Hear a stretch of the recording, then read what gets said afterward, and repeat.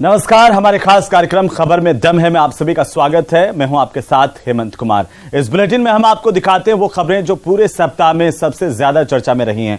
तो सबसे पहले आज बात करेंगे सरहद पार चल रहे सबसे बड़े ऑपरेशन ब्रेन वॉश की, जिसने एक और दीपिका को अपना शिकार बनाया है। तो वहीं आज सिद्धू मूसेवाला हत्याकांड को लेकर के सबसे बड़ा खुलासा होने जा रहा है, वो सीक्रेट जो अब तक किसी को भी नहीं पता था। इसके साथ ही कोटा में बच्चों की हो रही आत्महत्या के मामलों को लेकर के मुख्यमंत्री अशोक गहलोत ने सबसे बड़ा फैसला लिया है, वो भी हम आपको बताएंगे। तो वहीं छात्र संघ चुनाव पर लगे स्टॉप के बाद छात्रों के विद्रोह की हर खबर से आपको रूबरू करवाएंगे। तो बने रहिए हमारे साथ और शुरू करते हैं खबर में दम है।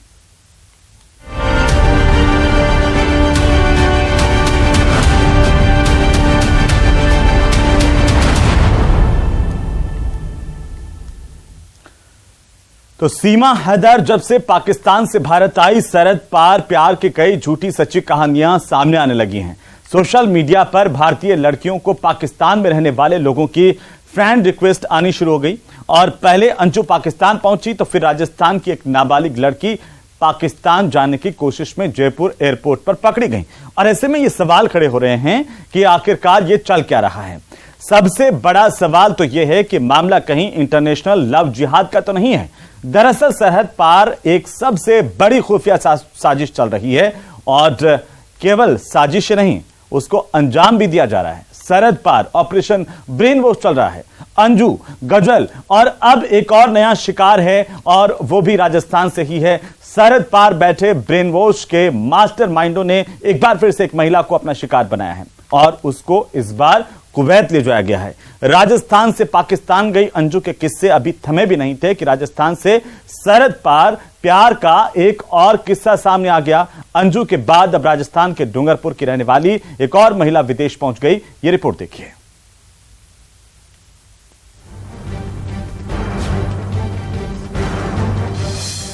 सोशल मीडिया पर प्यार पहुंच गई सरहद पार। अस्सलाम वालेकुम, मैं दीपिका नज़ीरा, दीपिका उर्फ नज़ीरा।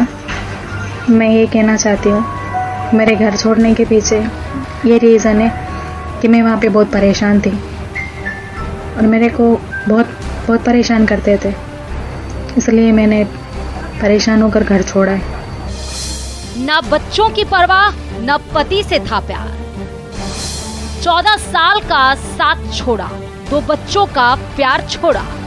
10 साल से ये सब कुछ बर्दाश्त कर रही थी मैं, इसलिए कि मेरे बच्चे हैं। पर जब अब मेरे से नहीं हुआ बर्दाश्त तो मैंने ये कदम उठाया और मैं यहाँ तक आई हूँ। हिंदू धर्म छोड़ा और देश भी छोड़ा और यहाँ तक आने के पीछे किसी का कोई हाथ नहीं है। मैं अपनी मर्जी से आई हूँ, मैंने अपनी मर्जी से इस्लाम कबूल किया है। सब कुछ मैंने अपनी मर्जी से किया है। इसमें किसी तरह की किसी ने कोई जोर जबरदस्ती नहीं की है मेरे साथ। अंजू के बाद दीपिका का ब्रेन वॉश।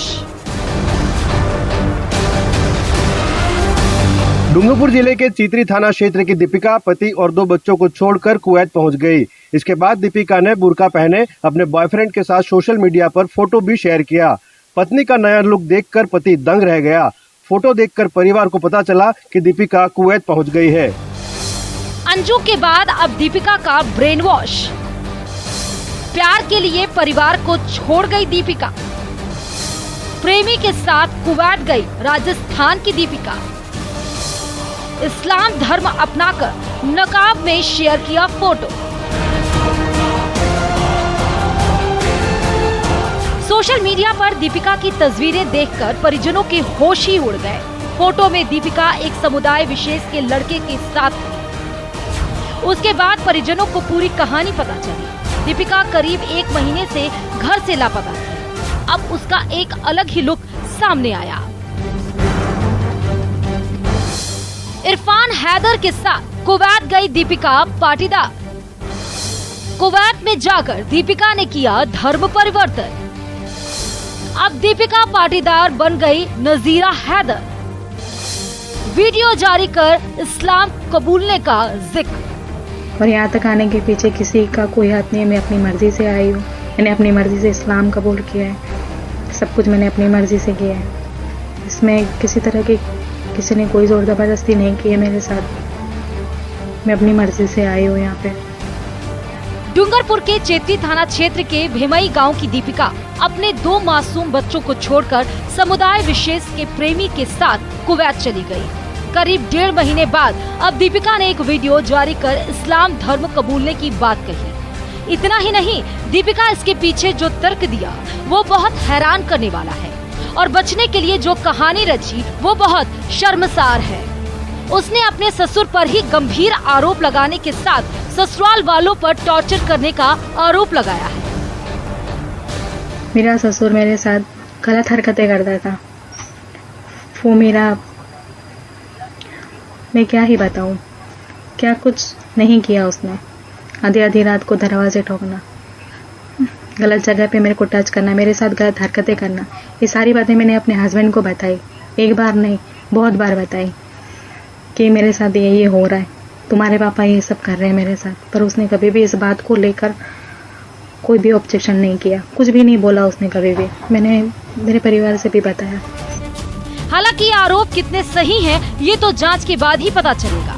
लेकिन पति ने दीपिका पर बचने के लिए सब कुछ झूठ बोलने का आरोप लगाया है। दीपिका द्वारा जो वीडियो वायरल किया गया है वो वीडियो एकदम फेक है और वो वीडियो है जो इसको बुलवाया गया है, वो पास में खड़ा रह के जबरन बुलवाया गया है और उसका जो है वो ब्रेन वॉश किया गया है। ब्रेन वॉश करके उसको जो है इस्लाम कबूल करने के लिए प्रेशर डाल के ये सब जबरदस्ती इससे बुलवाया जा रहा है। अक्सर तबीयत खराब बताकर जाती थी गुजरात। 10 जुलाई को भी साबरकांठा गई थी दीपिका। 12 अगस्त को मुकेश की दीपिका से हुई थी बात। खुद को हॉस्पिटल में भर्ती बताकर बोला था झूठ। 13 अगस्त को दीपिका ने विदेश जाने की बताए सच।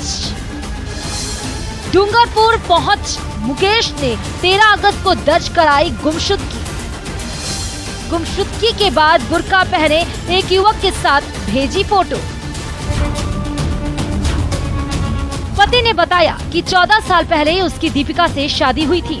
उनका एक बेटा और एक बेटी है और वो मुंबई में नौकरी करता है।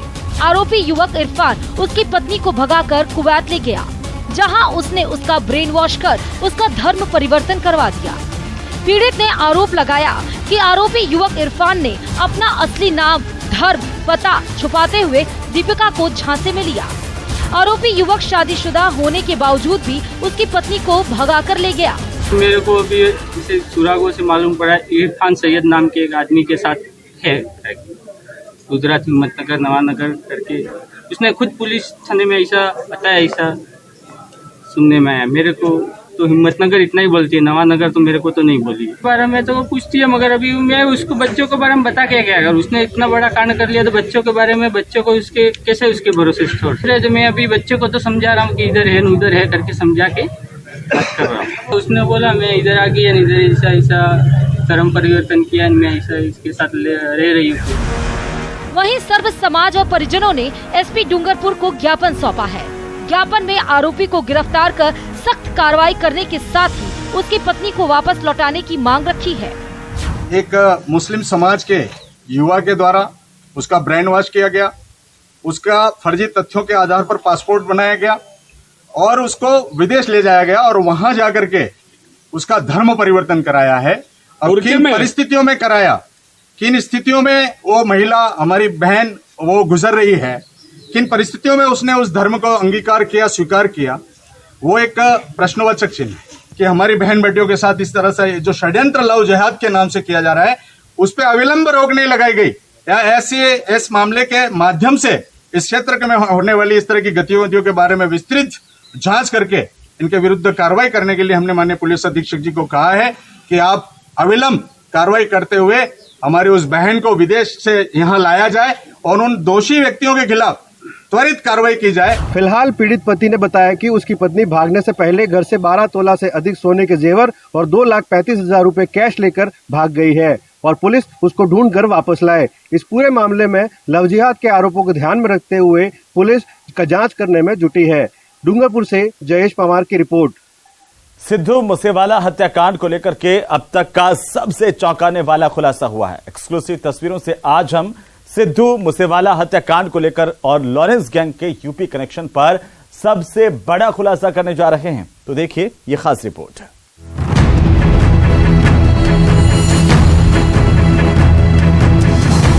जिस हत्याकांड ने पूरे देश को हिला दिया था, जिस हत्याकांड की गूंज विदेशों तक सुनाई दी थी, उस हत्याकांड पर होने वाला है सबसे बड़ा खुलासा। सिद्धू मूसेवाला हत्याकांड पर धमाकेदार खुलासा। मूसेवाला हत्याकांड की यूपी में रची गई थी साजिश। अयोध्या में ट्रेनिंग और पंजाब में मूसेवाला का मर्डर।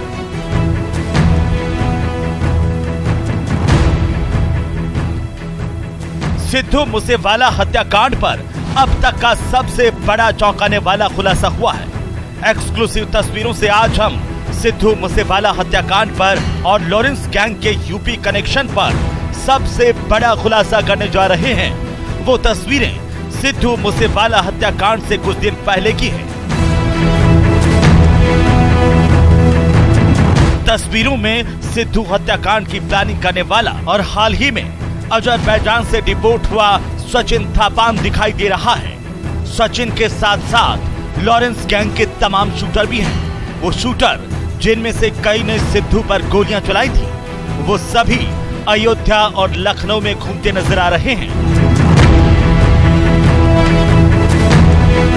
सिद्धू मूसेवाला हत्याकांड से पहले लॉरेंस गैंग को उत्तर प्रदेश में बड़ा कांड करने की सुपारी मिली थी। सूत्रों के मुताबिक लॉरेंस गैंग को उत्तर प्रदेश में किसी बड़े सफेद पोश को टारगेट करने के लिए कहा गया था, लेकिन प्लान फेल हुआ, जिसके बाद सिद्धू हत्याकांड को अंजाम दिया गया।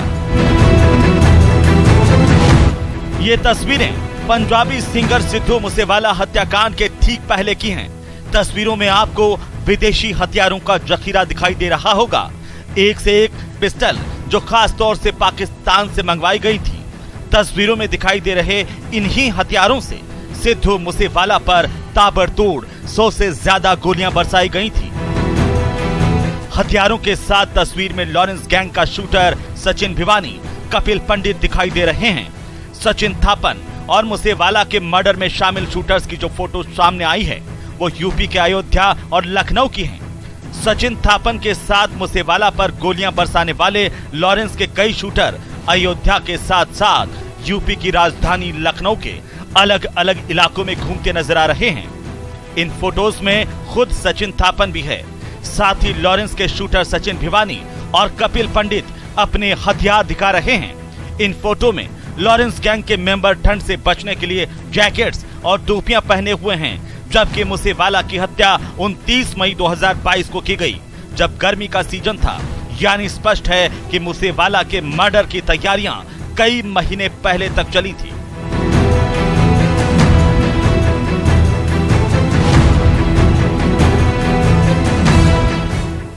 सूत्रों के मुताबिक पाकिस्तान से तस्करी के जरिए मंगवाए गए हथियारों के साथ शूटर अयोध्या पहुंचे थे। हथियारों के साथ लॉरेंस गैंग के शूटर अयोध्या में कई दिन तक रुके और अयोध्या में एक लोकल लीडर विकास सिंह के फार्म हाउस पर कई दिनों तक फायरिंग की प्रैक्टिस की गई थी। सूत्रों के मुताबिक अयोध्या समेत लखनऊ के अलग अलग इलाकों में लॉरेंस का सबसे करीबी सचिन बाकी गैंग के मेंबर्स के साथ कई दिनों तक ठिकाना बनाए हुए था, जिसके बाद से जांच एजेंसियां अब लॉरेंस गैंग के उत्तर प्रदेश में मौजूद मददगारों की पहचान की तलाश कर रही है। अजरबैजान से गिरफ्तार करके वापस इंडिया लाए गए लॉरेंस के भांजे सचिन थापन ने दिल्ली पुलिस और अन्य जांच एजेंसियों की पूछताछ में इसका खुलासा किया और ये दावा भी किया जा रहा है कि जल्द ही अजरबैजान से पकड़े गए सचिन थापन को लेकर दिल्ली पुलिस अयोध्या जाएगी।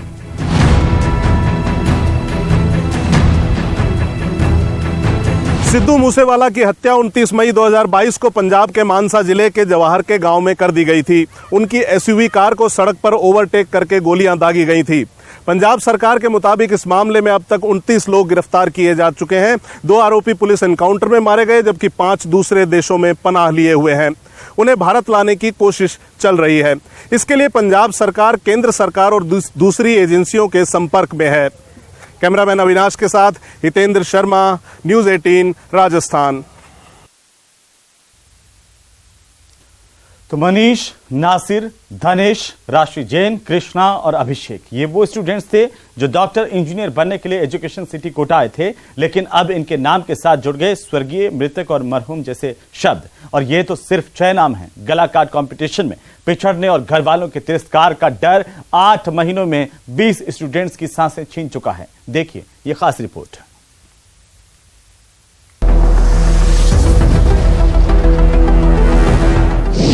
पढ़ाई का प्रेशर और परिवार का दबाव,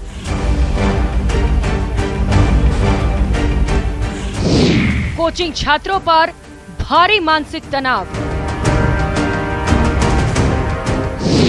भविष्य की चिंता ले रही मासूमों की जान। हर महीने कोटा बन रहा छात्रों का शमशान। अगर डॉक्टर बनना है तो कोटा, अगर इंजीनियर बनना है तो कोटा।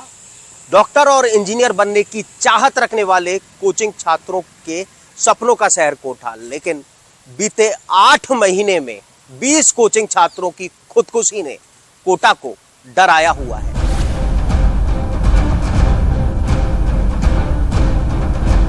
एक के बाद एक कोचिंग छात्र सपनों के शहर में मौत को गले लगा रहे हैं। लगातार कोचिंग छात्रों की खुदकुशी ने कोटा को सुसाइड सिटी बना दिया है। वो माँ बाप जो बड़े अरमानों के साथ अपने होनहार को कोटा डॉक्टर इंजीनियर बनने के लिए भेजते हैं, जब कफन में लिपटा उसका मृत शरीर उनके सामने होता है तो मानो उनकी दुनिया ही लुट जाती है। शायद किसी माँ बाप के लिए इससे बड़ा जिंदगी भर का दर्द क्या होगा। बेटे को डॉक्टर इंजीनियर बनने के लिए भेजा था, लेकिन पढ़ाई का बोझ और सपनों की उम्मीदों के आगे वो इस तरह से घुटने टेक देगा कि वो जीवन को अलविदा कह जाएगा और जिंदगी भर के लिए रह जाएंगे सिर्फ आंसू, सिर्फ गम और जिंदगी भर के लिए एक दुखों का पहाड़। पढ़ने में होशियार था, उसकी इच्छा थी, तभी हम लोग उसको यहाँ छोड़े ना पढ़ने के लिए। उसी की इच्छा थी यहाँ पढ़ने की। हैरेसमेंट हुआ या कोई टॉर्चर हुआ, क्यों? वहाँ पे तो अच्छे से पढ़ता था, यहाँ पे क्या हो गया उसको? जो इंजीनियर और डॉक्टर बनने की चाहत में कोटा पहुंचे कोचिंग छात्र मौत का सबसे खौफनाक रास्ता चुन रहे हैं। संख्या इतनी बढ़ गई है कि हर महीने 2 से 3 कोचिंग छात्र खुदकुशी कर रहे हैं। जनवरी से लेकर अब तक करीब 20 से ज्यादा स्टूडेंट मौत को गले लगा चुके हैं। सुसाइड के डरावने और भयानक आंकड़े सामने आने के बाद हॉस्टल और पीजी के कमरों के पंखों में एंटी हैंगिंग डिवाइस लगाने का काम बड़े स्तर पर हो रहा है। एंटी हैंगिंग डिवाइस की खासियत ये है कि पंखे से लटककर कोई भी स्टूडेंट सुसाइड नहीं कर सकता। पंखे पर 20 किलो से ज्यादा वजन आते ही पंखा स्प्रिंग के साथ नीचे आ जाएगा।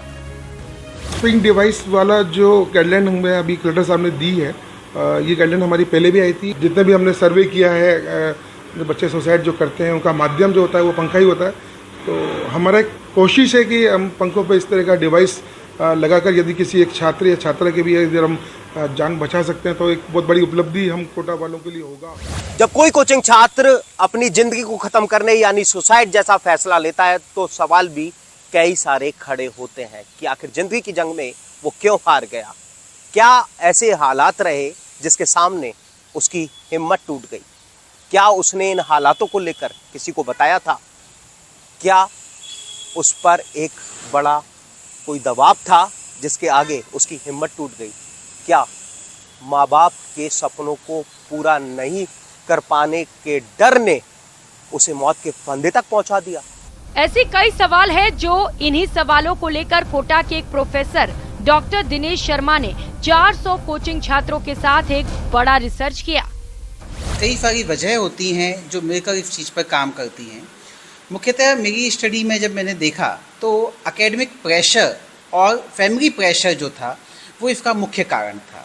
एकेडमिक प्रेशर मतलब जो पढ़ाई का प्रेशर है, पढ़ाई का जो रूटीन है, पढ़ाई के रूटीन से बच्चे कोप अप नहीं कर पा रहे हैं, वो एक इसका मुख्य वजह बनकर आया। और साथ ही साथ इसको और आगे बढ़ाने का काम किया फैमिली के प्रेशर ने, फैमिली की एक्सपेक्टेशंस ने, फैमिली की भावनाओं ने।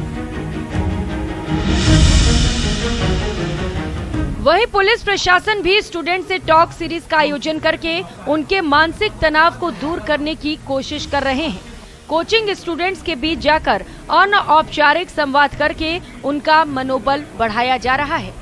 सीएम अशोक गहलोत भी छात्रों की आत्महत्या के मामले को लेकर सख्त हैं। सीएम अशोक गहलोत ने कोचिंग संचालकों को फटकार भी लगाई। सीएम गहलोत ने कहा कि किसी भी बच्चे को मरते हुए नहीं देख सकता। सीएम गहलोत ने अधिकारियों को इन्हें रोकने के लिए सुझाव देने के लिए एक कमेटी बनाने का आदेश दिया है। प्रमुख सचिव उच्च शिक्षा की अध्यक्षता में कमेटी, भवानी सिंह देथा के नेतृत्व में कमेटी का गठन। कमेटी में कोचिंग संस्थानों के प्रतिनिधि शामिल होंगे। अभिभावक, डॉक्टर समेत सभी हितधारक शामिल होंगे। आत्महत्या के कारणों की पड़ताल करेगी कमेटी। आत्महत्याओं को रोकने की दिशा में सुझाव देगी कमेटी। 15 दिन के अंदर कमेटी को सौंपनी होगी रिपोर्ट। तो 10वीं पार, 11वीं पार, 12वीं वाले करूँ, साथ में कोचिंग पढ़ाई करूँ तो अपना पैसे बढ़ जाता है। तो आपको सोचना पड़ेगा कि जो कमियां हैं, खामियां, उसको आप दूर करें। सरकार आपके साथ खड़ी मिलेगी आपको, बशर्ते कि आप ये सिस्टम जो बन गया है, समय के साथ बन जाता है, कई बार गलती भी होती है, सुधारने का वक्त आ गया है। क्योंकि बच्चे को मरते हुए नहीं देख सकते। एक कमेटी बने, स्टेक होल्डर सब हो, पेरेंट्स भी हो और आपके ये संस्थाओं के जो प्रबंधक है, इनमें ले लीजिए आप, जिनकी रुचि हो अच्छी सलाह देने की। और सब कमेटी में नहीं आए तो उनको कह दीजिए, लिख के दे दीजिए आप लोग। सबको इन्वॉल्वमेंट आप करो, सब स्टेक होल्डर का। और अगले इसमें ज़्यादा लंबा समय नहीं, आपको 15 दिन में रिपोर्ट देनी है, 15 दिन के अंदर रिपोर्ट देनी है। सीएम गहलोत ने सख्त लहजे में कहा, अब कोटा में स्टूडेंटों को मरते हुए नहीं देख सकता। 9वीं क्लास बच्चे को स्कूल में एडमिशन दिया जाता है, डमी क्लास लगती है। बच्चा स्कूल और कोचिंग दोनों साथ में करता है। अगर बच्चा IITian बन भी गया तो खुदा नहीं बन गया। इस तरह से आप अपराध कर रहे हैं। Bureau report, news 18 Rajasthan. और अब बात करेंगे छात्र संघ चुनावों को लेकर मचे घमासान की। तो राजस्थान में इस साल होने वाले छात्र संघ चुनाव अब नहीं होंगे। उच्च शिक्षा विभाग की एक अहम बैठक में यह महत्वपूर्ण फैसला आने के बाद पूरे प्रदेश में भूचाल सा आ गया और लगातार प्रदर्शनों का सिलसिला देखा जा रहा है। रिपोर्ट देखिए।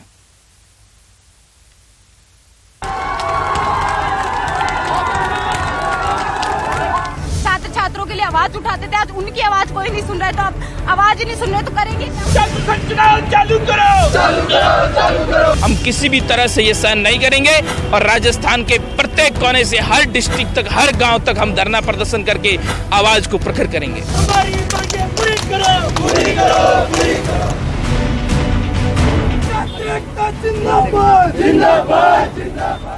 जयपुर, उदयपुर, सीकर, चूरू, जैसलमेर, श्री गंगानगर, बूंदी, जोधपुर, डूंगरपुर और झालावाड़ के साथ ही प्रदेश भर में छात्र संघ चुनाव करवाने को लेकर हंगामा मचा हुआ है। छात्र रोज नारेबाजी कर रहे हैं, धरना प्रदर्शन कर रहे हैं और छात्र संघ चुनाव करवाने की मांग को लेकर बवाल हो रहा है। छात्र विश्वविद्यालय प्रशासन के खिलाफ नारेबाजी करते हुए छात्रों के भविष्य के साथ खिलवाड़ करने के आरोप लगा रहे हैं।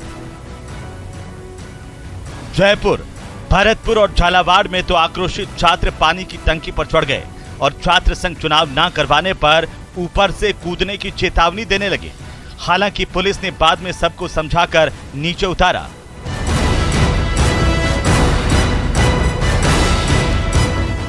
इतना ही नहीं, जयपुर में तो छात्र नेता कई दिनों से धरने पर बैठे थे और जैसे जैसे उनकी तबीयत बिगड़ती गई वैसे वैसे उनको अस्पताल में भर्ती करवाया गया।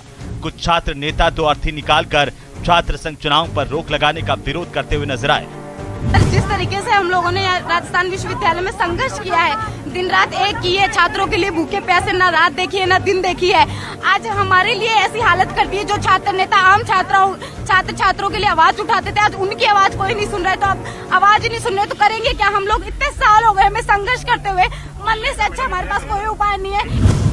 छात्र संघ चुनाव की मांग को लेकर बुधवार को तो जयपुर में 12 से ज्यादा छात्र खुद पर पेट्रोल डालकर यूनिवर्सिटी के कुलपति सचिवालय में घुस गए और सभी छात्रों ने खुद को कुलपति सचिवालय में कैद कर लिया और मांगे पूरी नहीं होने पर सामूहिक आत्मदाह तक की धमकी देने लगे।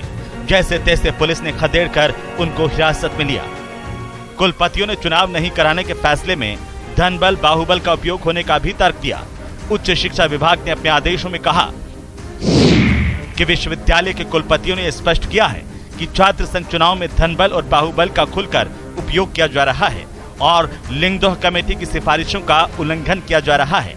यदि चुनाव करवाए जाते हैं तो पढ़ाई प्रभावित होगी और राष्ट्रीय शिक्षा नीति के तहत सेमेस्टर सिस्टम लागू नहीं हो पाएगा। इसीलिए छात्र संघ चुनाव नहीं करवाने का फैसला किया गया है।